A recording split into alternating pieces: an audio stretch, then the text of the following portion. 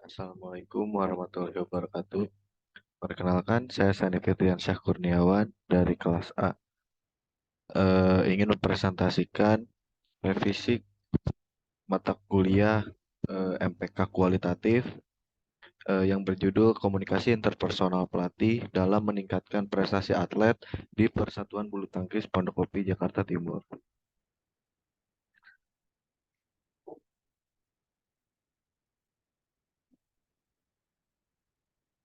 Yang pertama terdapat bab 1 yaitu pendahuluan. Latar belakangnya adalah salah satu olahraga yang memiliki prestasi paling banyak di Indonesia adalah olahraga bulu tangkis. Olahraga bulu tangkis di Indonesia bisa dibilang sangat populer karena performa para atlet yang jarang mengecewakan. Olahraga bulu tangkis di Indonesia sudah menjadi olahraga yang populer dari tahun 1968 karena sang legenda Rudi Hartono sering menjuarai kompetisi tingkat internasional di Inggris, yaitu kompetisi All England. Selain Rudi Hartono, atlet bulu tangkis pertama asal Indonesia yang menjuarai kompetisi bergengsi tersebut adalah Tan Choo Hook, yaitu pada tahun 1959. Bulu tangkis merupakan olahraga permainan yang bisa dimainkan oleh satu orang lawan satu orang, atau biasa disebut dengan tunggal atau single, dan bisa dimainkan oleh dua orang lawan dua orang, atau biasa disebut dengan ganda atau double. Kompetisi bulu tangkis bisa diikuti oleh pria dan wanita. Kompetisi profesional di Indonesia sudah banyak dilakukan di seluruh Indonesia. Lalu kelas kompetisi yang diselenggarakan cukup beragam, mulai dari kelompok umur usia dini sampai dewasa. Dan selain itu, ada juga kelas berdasarkan kemampuan atau skill. Olahraga bulu tangkis di Indonesia banyak digemari oleh semua kalangan, mulai dari anak kecil hingga lansia. Kegemaran masyarakat Indonesia terhadap olahraga bulu tangkis dapat dilihat dari banyaknya klub pelatihan atau persatuan bulu tangkis di Indonesia. Contohnya adalah seperti Persatuan Bulu Tangkis Jarum yang memiliki program beasiswa terbesar di Indonesia dalam olahraga bulu tangkis, hingga klub-klub kecil yang ada di setiap kota. Persatuan Bulu Tangkis didirikan bukan tanpa alasan, melainkan untuk mencetak dan mengembangkan atlet dalam cabang olahraga ini. Akan tetapi, untuk menjadi atlet tidak hanya dibutuhkan skill dan pelatihan yang mendukung saja, namun terdapat peran dan faktor pelatih dalam pelatihan yang dijalani juga mempunyai faktor yang penting dalam membangun prestasi atlet.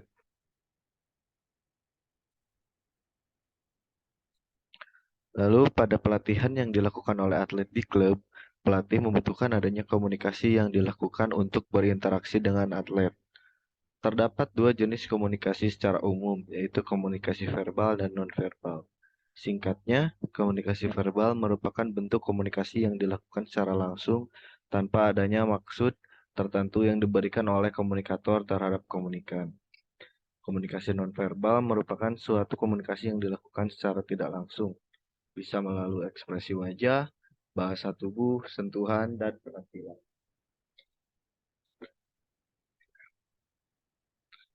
Lalu dalam berkomunikasi kita memerlukan suatu kedekatan untuk dapat memiliki kedekatan dengan penerima pesan atau komunikan. Melalui kedekatan yang telah dibangun akan menciptakan komunikasi yang dilakukan berjalan dengan baik dan mengalir dengan baik. Selain itu, kita memerlukan adanya rasa berbalas yang ingin diberikan oleh penerima pesan agar dapat menciptakan terjalinnya komunikasi yang dapat berjalan dengan lebih baik. Aktivitas komunikasi memiliki banyak cara untuk dilakukan. Menurut cara penyampaiannya, jenis komunikasi terbagi menjadi tiga, yaitu komunikasi lisan, komunikasi tertulis, dan komunikasi visual. Pelatih merupakan seseorang ahli yang memiliki kemampuan di bidangnya yang telah mempelajari hal yang ditekuninya secara khusus dan dengan waktu yang relatif lama. Cara berkomunikasi pelatih dengan atlet menjadi salah satu faktor penting untuk mencapai prestasi dan membangun motivasi yang ingin diraih oleh atlet. Oleh karena itu, bagaimana cara komunikasi yang efektif untuk pelatih dan atlet dalam pelatihan itu penting. Oleh karena itu, Peneliti tertarik untuk mengungkap bagaimana komunikasi yang berjalan antara pelatih dengan atlet dalam membangun prestasi di bidang. Lalu ada fokus penelitian. Berdasarkan latar belakang di atas, maka fokus penelitian ini adalah untuk meneliti bagaimana komunikasi interpersonal pelatih dalam membangun prestasi atlet di Persatuan Bulu Tangkis Pondok Kopi.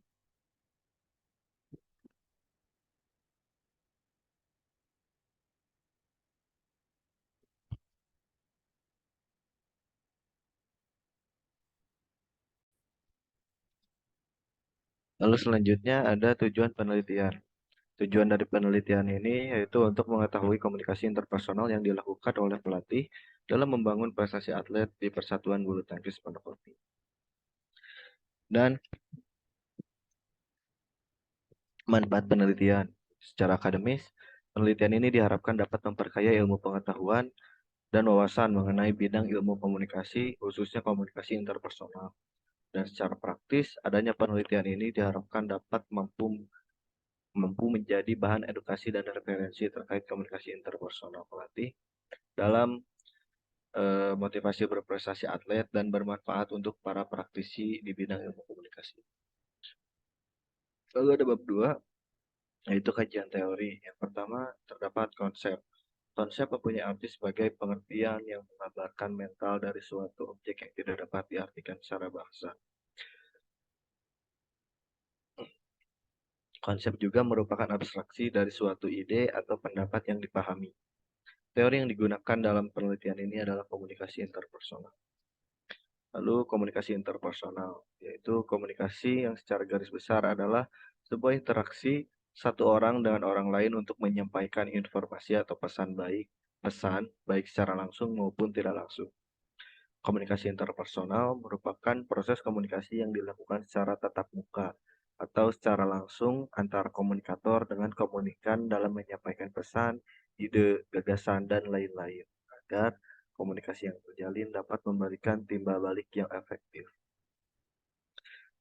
Lalu perilaku komunikasi antara pelatih dan atlet dalam membantu motivasi berprestasi atlet adalah suatu komunikasi, baik verbal maupun nonverbal, yang dilakukan oleh pelatih dan atlet untuk memberikan motivasi, mendorong perkembangan intelektual, emosional, dan sosial anak dalam meningkatkan perilaku belajarnya atau latihan. Teknik komunikasi yang baik akan terjadi apabila pelatih dan atlet memiliki rasa empati yang saling terbuka. Peran pelatih dalam melakukan komunikasi yang efektif dengan anak yang sedang tumbuh sangatlah penting. Lalu proses komunikasi interpersonal. Proses komunikasi interpersonal dimulai dari adanya suatu keinginan untuk berkomunikasi dan menggunakan suatu teknik bernama encoding dalam pemilihan tata bahasa, struktur, dan sebagainya.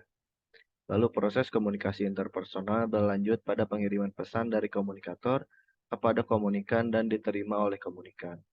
Setelah itu, komunikan dapat mengartikan dan menafsirkan encoding dari komunikator menggunakan decoding. Langkah terakhir yaitu dengan memberikannya umpan balik dari komunikan kepada komunikator. Lalu terdapat tujuan komunikasi interpersonal, yaitu memiliki beberapa tujuan untuk mengenali diri sendiri, menciptakan dan memelihara hubungan yang baik, mengubah sikap dan perilaku seseorang, mencari hiburan, membantu orang lain, dan membantu orang lain. Nah, pada penelitian kali ini, komunikasi interpersonal bertujuan untuk menciptakan dan memelihara hubungan yang baik pada pelatih dan atlet, serta untuk mengubah sikap dan perilaku seseorang untuk memotivasinya dalam berprestasi. Lalu ada strategi motivasi prestasi atlet.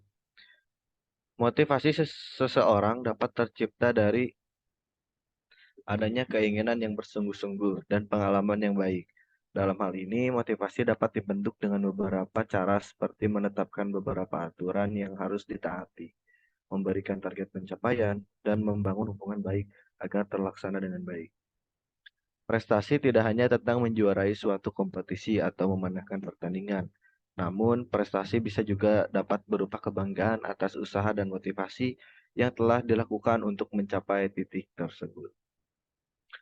Lalu selanjutnya ada kajian literatur, penelitian sebelumnya. Nah, terdapat beberapa penelitian terdahulu yang memiliki keterkaitan dengan variabel yang digunakan dalam penelitian. Penelitian ini yang membahas mengenai lingkungan sosial dan budaya individualis. Antara lain adalah sebagai berikut. Nah, yang penelitian pertama yaitu berjudul Peran Komunikasi Interpersonal Pelatih dengan Atlet Penembak Klub Brawijaya SC dalam meningkatkan prestasi pada kejuaraan nasional antar klub 2022 di tengah pandemi COVID era new normal oleh Berliana Laili dan Kusnarto pada tahun 2022. Lalu penelitian terdahulu selanjutnya itu berjudul Interpersonal Communication Between Athletes and Coach of Student Activity Units in UNES oleh Limpat Nur Ahmad, Farona Soraya, dan Fajar Awang Irawan pada tahun 2020.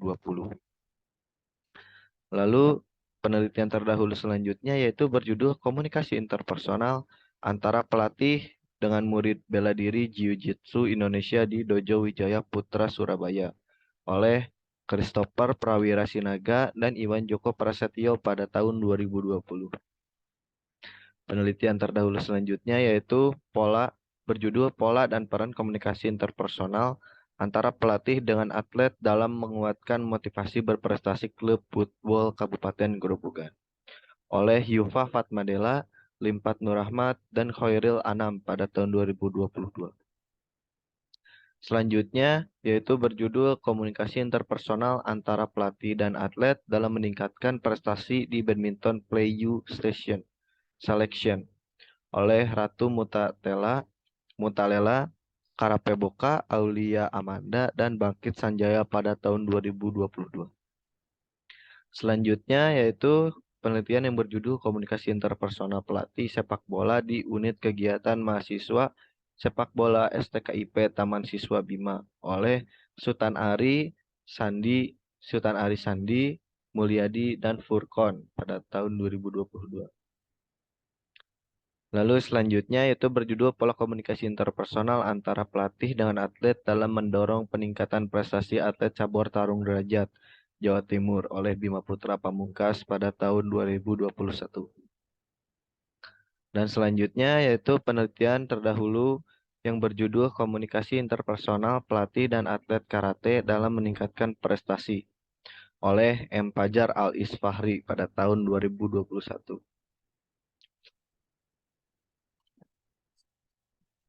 Nah, selanjutnya yaitu penelitian yang berjudul Komunikasi Antar Pribadi Pelatih dan Atlet Panahan Pelatda DKI Jakarta oleh Nadia Dwi Oktaviranda, Muhammad Ilham, dan Kuswahyudi pada tahun 2021.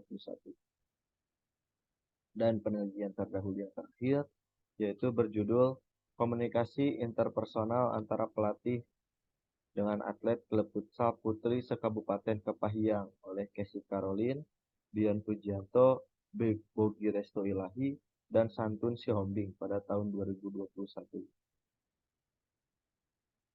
Lalu selanjutnya di sini terdapat tabel perbedaan penelitian terdahulu.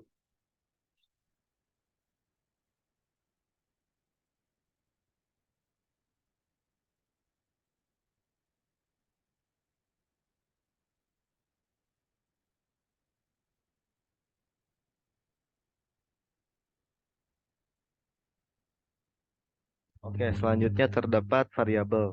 Komunikasi interpersonal merupakan faktor penting dalam membangun suatu hubungan yang harmonis antar manusia.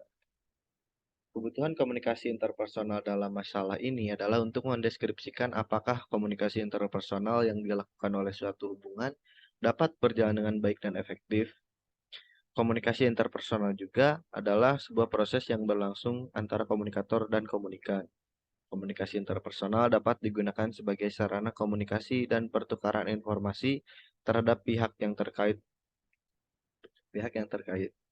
Komunikasi interpersonal juga memiliki hubungan yang erat dengan olahraga guna untuk membangun hubungan harmonis antar pelatih dan atlet. Lalu, motivasi dalam berprestasi atlet merupakan suatu dorongan untuk mencapai titik tertentu dalam mencapai keinginan atlet untuk memiliki prestasi. Motivasi sendiri merupakan suatu nilai yang non-materi. yaitu motivasi bisa diartikan sebagai banyak hal dan dimanfaatkan untuk memaksimalkan usaha yang dilakukan. Prestasi merupakan sebuah pencapaian atas sesuatu yang bernilai tinggi. Dalam penelitian ini, peneliti berusaha untuk mendeskripsikan keterkaitan antara motivasi dengan prestasi atlet di Persatuan Bulu Tangkis Pondok Kopi, Jakarta Timur. Lalu selanjutnya ada bab 3, yaitu metodologi penelitian. Yang pertama ada paradigma penelitian.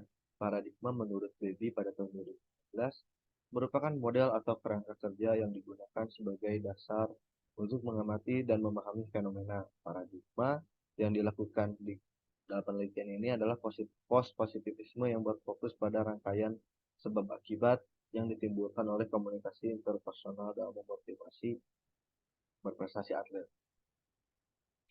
Lalu selanjutnya ada pendekatan penelitian. Pendekatan yang digunakan pada penelitian ini adalah pendekatan kualitatif. Penelitian kualitatif adalah kegiatan situasional yang menempatkan peneliti di titik. Penelitian kualitatif adalah penelitian yang mengkaji objek sebagaimana adanya dan berusaha menjelaskan fenomena yang diberi makna oleh manusia. Lalu yang terakhir ada metode penelitian. Yang ketiga ada metode penelitian. Metode penelitian yang digunakan dalam penelitian ini adalah kualitatif studi kasus.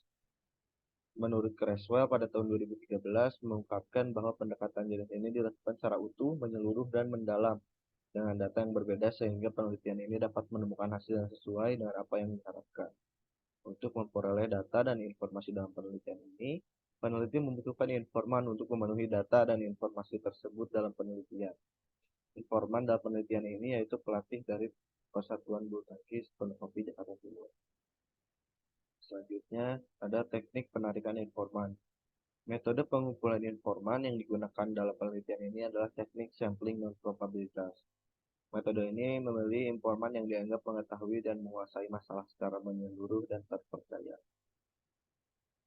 Selanjutnya metode pengumpulan data. Metode pengumpulan data penelitian ini merupakan observasi dan wawancara.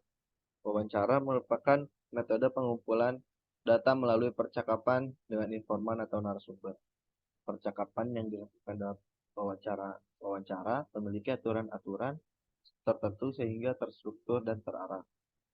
Lalu observasi merupakan metode pengumpulan data dengan melakukan berbagai cara seperti merekam dan menganalisis untuk mendapatkan data. Dengan observasi, para peneliti akan melihat secara langsung peristiwa yang terjadi secara asli dan tanpa ada rekayasa tertentu. Pemilihan metode pengumpulan data ini dilakukan atas dasar mendapatkan data primer dari informan yang berkaitan dengan penelitian ini, sehingga mendapatkan jawaban dari permasalahan yang dibahas. Lalu terdapat metode pengukuran data. Yang pertama ada keabsahan data, yang menggambarkan data valid atau sah. Nah, keabsahan memiliki efektivitas juga memiliki arti yang sama dengan kata efektif. Dalam penelitian ini dilakukan beberapa hal untuk menguji keabsahan data, yaitu triangulasi data. Triangulasi data mengacu pada kombinasi berbagai sumber keuangan yang diperiksa pada waktu, tempat, dan orang yang berbeda. Lalu ada reliabilitas coding. Nah, reliabilitas adalah pengujian yang dilakukan untuk mengetahui ketelitian pengukuran dan pengukuran. Dalam penelitian kualitatif, reliabilitas sering disebut dengan verifiability, yang berkaitan dengan pertanyaan tentang otentisitas penelitian, di mana sesuatu itu objektif bergantung pada kesepakatan beberapa orang dengan pandangan, pendapat, dan temuan orang. Nah, proses konfirmasi dalam penelitian ini dilakukan oleh hasil wawancara dan observasi selengkap mungkin sebagai menyusun hasil analisis dengan menyusun data mentah, kemudian meringkas dan menyusunnya kembali dalam bentuk deskriptif, membuat lampiran atau kesimpulan sebagai hasil sintetis data dan laporan seluruh proses penelitian. Lalu ada metode analisis data yang digunakan dalam penelitian ini adalah menjelaskan pengalaman dan keterkaitan informan dengan fenomena yang diteliti. mengembangkan pertanyaan general dan khusus, memilih pertanyaan yang signifikan, menuliskan deskripsi tentang apa yang dilakukan informan dalam penelitian dengan fenomena, menuliskan deskripsi tentang bagaimana pengalaman yang diteliti terjadi, dan menggabungkan deskripsi menjadi sebuah deskripsi hasil penelitian yang diteliti. Lalu yang terakhir ada keterbatasan dan kelemahan penelitian. Penelitian ini memiliki keterbatasan dari segi informan yang memiliki waktu terbatas, sehingga proses wawancara tidak dapat berakhir dengan memuaskan jawaban yang diinginkan oleh peneliti. Dan kelemahan dalam penelitian ini adalah kurangnya teori yang memperkuat penelitian dalam mendeskripsikan permasalahan ini. Lalu yang terakhir ada lampiran, yaitu tabel operasional konsep. Cukup sekian presentasi yang dapat saya sampaikan. Mohon maaf masih banyak terdapat kesalahan dan kekurangan.